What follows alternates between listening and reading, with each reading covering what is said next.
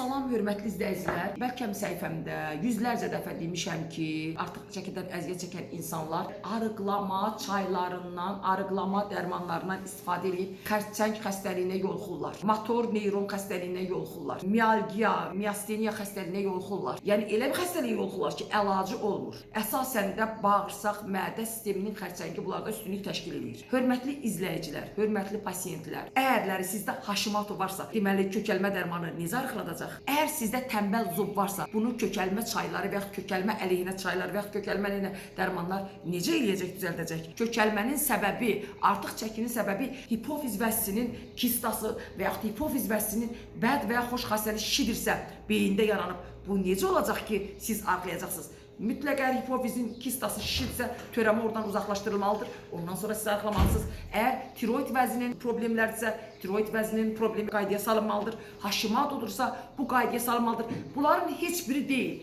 Məsələn, genetik bir kökəlmədir. Bu zaman belə siz arıqlama çaylarından istifadə eləməməlisiniz.